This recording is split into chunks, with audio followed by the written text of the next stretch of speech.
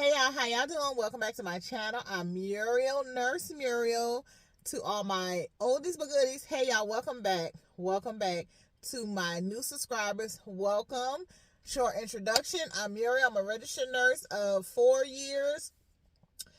Prior to that, I was a licensed practitioner nurse for 18 years, and I was a CNA for a year. I am a bachelor's prepared registered nurse. I do absolutely nothing with it, y'all. Anywho, that's neither here nor there. Happy New Year, y'all. Happy New Year. New Year, seeing me with this head looking like this. I was supposed to take this out and wash it and just been too tired and too lazy to do so. It may get done today. How y'all been doing? How's your New Year's? What are your New Year's resolutions? What did y'all do for the New Year's, y'all? I went to a party. I think I was telling y'all about it. I'm not sure. It might be in the video that I scrapped. I got rid of.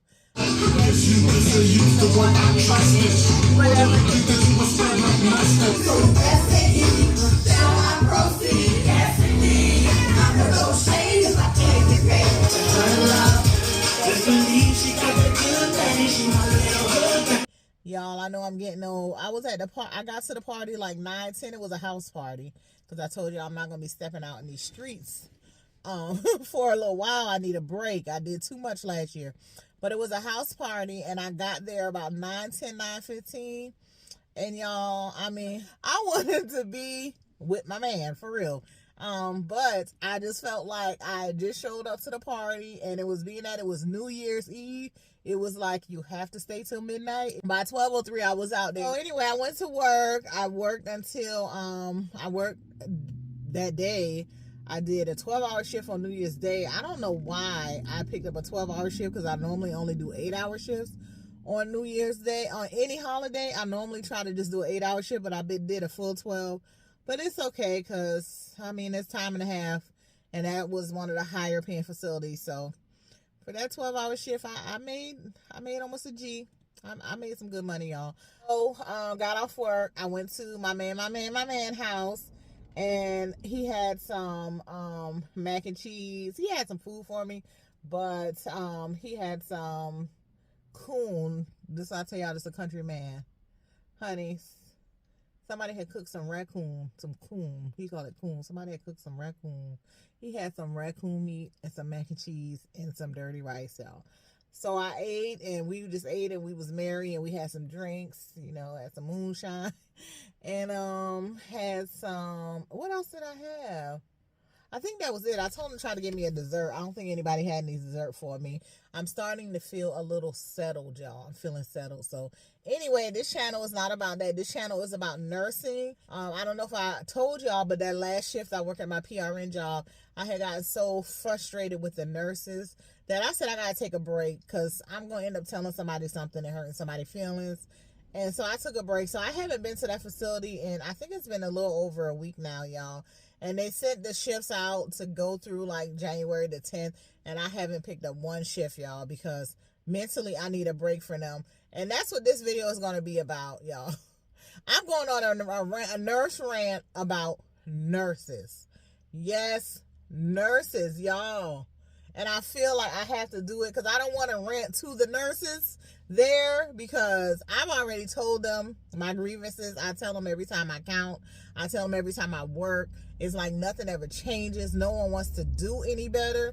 And so I'm just over it. I've even talked to like the head people. Nobody wants to do anything. I feel like I'm one of maybe 2 or 3 nurses there that actually give a damn about doing your job the right way. And so I had to take a break, y'all. And I almost feel bad for taking a break because I even told one of the residents, you know, he's a guy, he's a learning oriented, that I'm so frustrated with these nurses, these lazy nurses.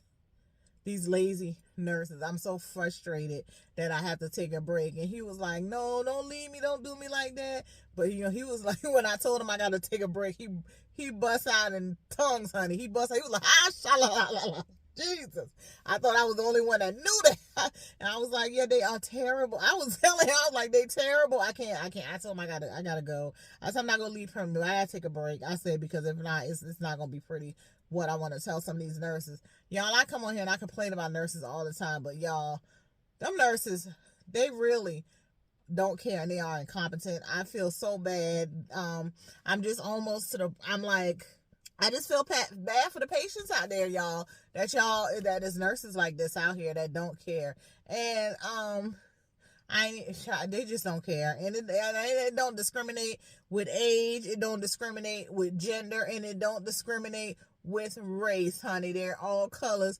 They don't care.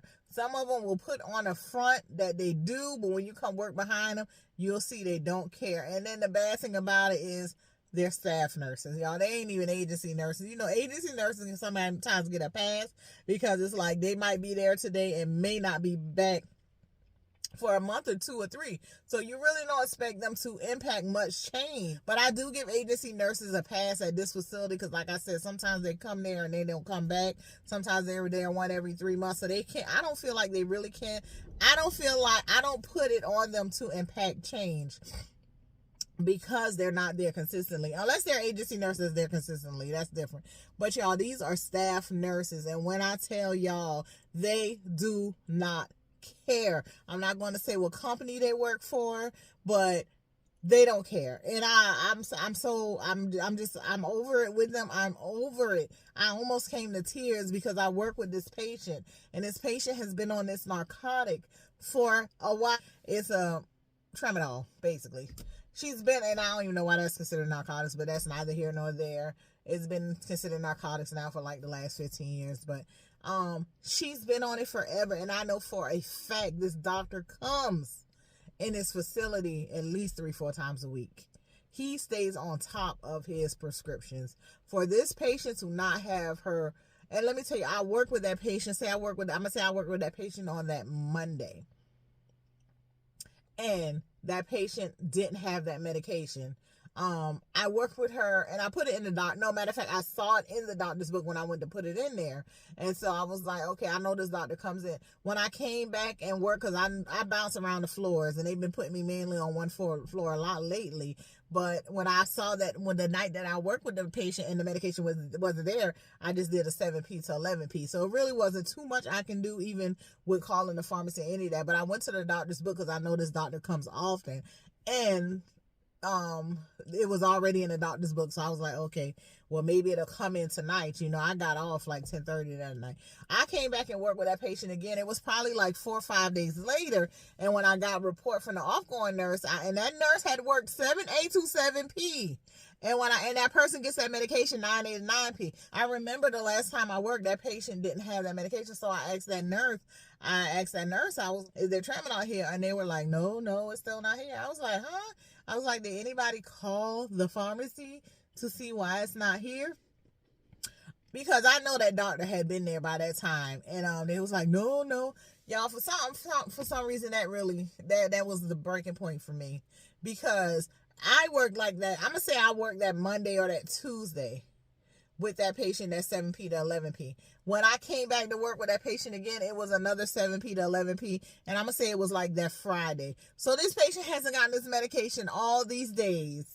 And no one has called the pharmacy to find out why. No one has. Y'all, that thing almost brought me to tears. And that's when I knew I had to go. I can't go back there. I have to take a break because y'all don't care. Y'all nurses, y'all do not care. And I'm not going to say just new nurses, because these nurses that I have been working with in this facility that don't give a damn, these have been nurses, I'm going to say 5+ years. Some of them have been nurses 20 years.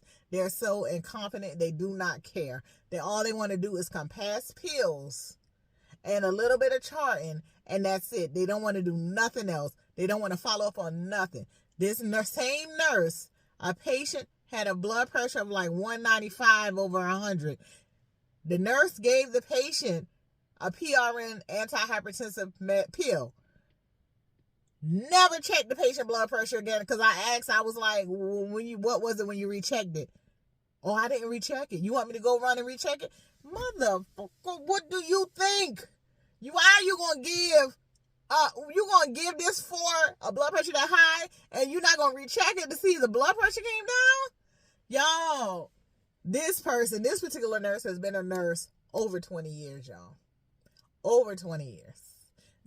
I was so pissed off. So I went and rechecked the person blood pressure, because by that time I'm taking over the cart, 7 pizza 11. I rechecked the person blood pressure. The person blood pressure still elevated. It's a solid 190 over something. So I administered another antihypertensive pill because the person could get another one. But before I left, in that 4-hour shift, before I left, by 10 p.m., I rechecked the blood pressure. Was down to like 150 something over something. But the fact that you gonna give medication for this condition, blood pressure that high, and you didn't recheck it, y'all, I'm gone. I just, and I feel bad because that facility pays daily pay. I like going there. I like the patients. The workload is not heavy, and that's another thing. The workload is not heavy for y'all to be this incompetent, and that's what y'all are. Y'all are incompetent. They are incompetent nurses. They do not care. And I have, every time I work all the carts, and whenever I work a cart and I relieve a nurse and I see something that could be fixed, like this medication, these narcotics, that the patient has died, the patient is no longer there. Why are there narcotics still on the cart? Why are we counting their narcotics? Why can't someone walk these narcotics up to the DON and give it to the DON so we can get it off the cart? This patient has PRN medication that has expired. We're counting them by hand, one by one.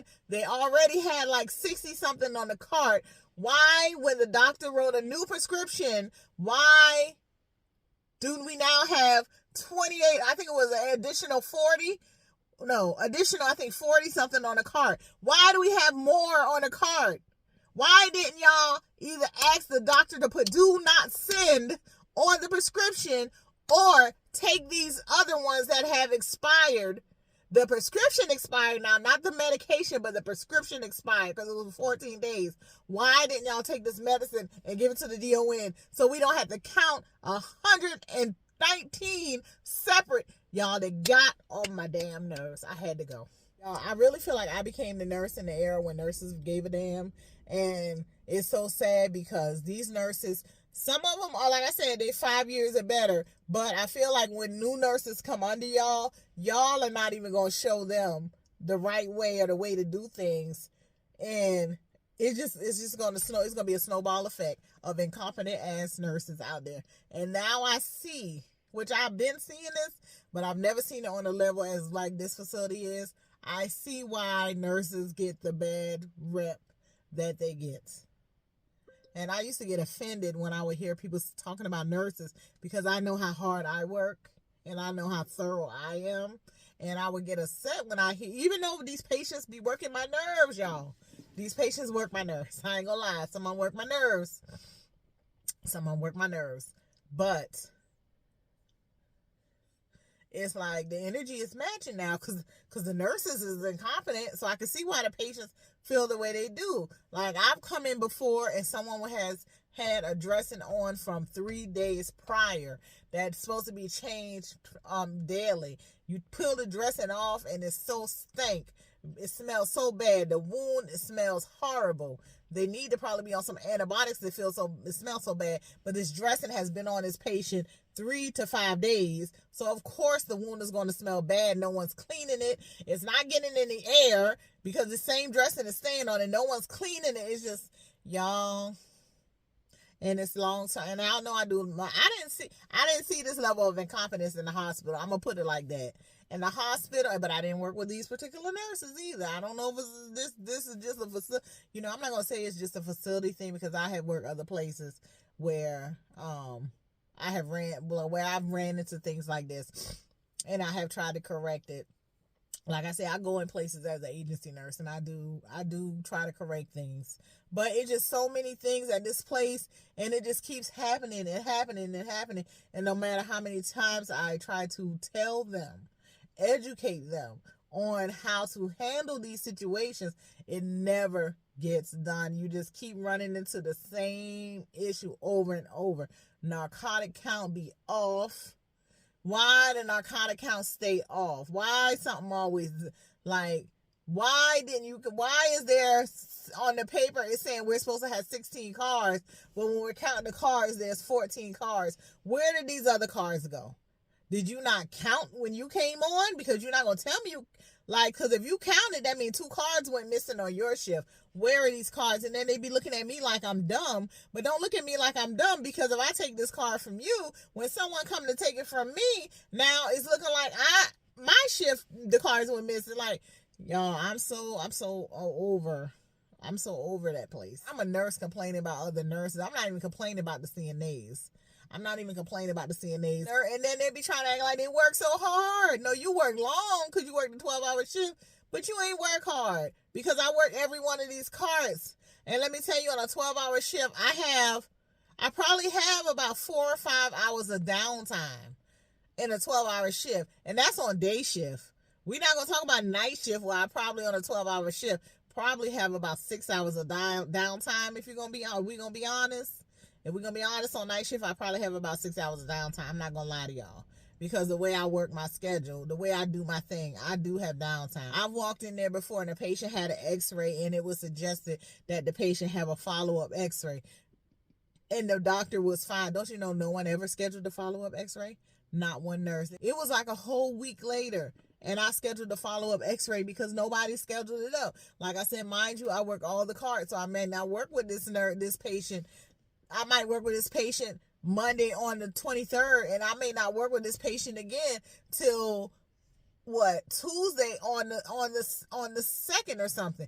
But I do know Monday on the 23rd that this patient had an x-ray. So when I come back Tuesday, I want to know the results of the x-ray. And when I find out that the x-ray suggested a follow-up and the doctor said it was fine, but no one called and ordered a follow, like what y'all? And like I said, it's so sad because half of these nurses are in school for their RN, y'all. The good thing about the hospital, which I'm hoping I hate to say I hope they all go to the hospital, because it's harder to be, and it's kind of a little harder to be incompetent at the hospital, because you got checks and balances in places that you have to scan the medication, you have to scan the patient and stuff before you get the medicine. So they do have certain checks and balances in place, and I know sometimes that doesn't even work, because some things don't have barcodes or whatever, but you got to get a second nurse to verify some things. But y'all, when I tell y'all they don't care, and I think they don't care because it's long-term care, they don't care about these patients. They don't care about these elderly patients. They really don't. They really don't. And y'all know it's bad when I just had to take a break. I had to take a break from that facility. I have to. And I'm not going to say I'm never going to work there again, but even looking at the messages when they're asking for people to pick up the shifts, it gives me a headache just to look at the message. Say if it was their mother, their father or something, they'll probably be screaming, their grandmother, their grandfather, they'll be screaming from the rooftops that you giving my mama gabapentin 100 milligrams when she was increased to 300, and that's why her pain isn't resolved or anything like that. But y'all, that was my rant. I had to get it out. Whew. Whew. So y'all know I'm starting this new job soon. I go for my health screening tomorrow. Hope my blood pressure ain't high. I'm gonna check it myself. But everything else should be okay. I can touch my toes. I can wiggle and spin and drop and all that, so I don't have no pain in my back. I do got a little pain in my ankle though. A little bit, I ain't gonna lie, a little bit of pain in my ankle. But I don't have no pain in my back. I have no headaches or nothing like that. Go for the drug screen as well. All that's good. I don't take drugs. Hell, I barely even like to take an ibuprofen or a Tylenol. I started to take Advil because, Mother Flo was visiting, and I was feeling a little uncomfortable, but I don't even like taking medication, y'all, so I just rolled it out. I ain't took no Advil, no ibuprofen, no nothing. And our Flo just, did her little thing, and, she's waving by right now. Anyway, y'all, I'm just so ready for this, to do this, because I feel like now, like I said in my last video, I paid my dues for long-term care. I won't give up long-term care now. I ain't gonna lie. I will never say never. I never say I'm gonna give it up, because I might get to this new job and be bored out my mind. I'm gonna try to stick with it because it's a state benefits, but the way they described it to me, I got a feeling I'm gonna be bored out of my mind. But hopefully I can take a break from bedside from here on out, y'all. From here on out. Y'all know I said I was planning on going back to school for my NP. We're going to see how that go, because I said I'm going to go one day, and then the next day I'll be like, girl, you don't need that. You don't need that. Focus on your trash business, girl. Focus on your trash business. So we're gonna see how that go. This job does do tuition reimbursement, so, and I think it's up to 100% as well. But I'm gonna talk a little bit more about the benefits when I actually sit down with HR. But anyway, y'all, I'm Muriel. Thank y'all if y'all made it all the way through this rant. Hopefully that'll be it. If y'all watch some of my other videos, y'all know I rant about these nurses all the time, and it's just nothing has gotten any better. And I will say, I have told, like I say, I do try to educate them after when I do shift the shift report, or when I do relieve them, and I notice little things, I bring it up, I say little things, but it has no effect on them. They don't give a damn. So anyway, hopefully y'all made it through this one. If y'all understand where I'm coming from, you know, I never thought I would have to go on a rant about nurses like this, but y'all, I like I said, pray for the patients out there, and I pray that when if I ever become a patient, that I get a nurse who's more like me. But seem like, I don't know, y'all. I don't know. Stay on top of your people care. Ask about their medication. Ask questions, cause child. I'll see y'all in the next video.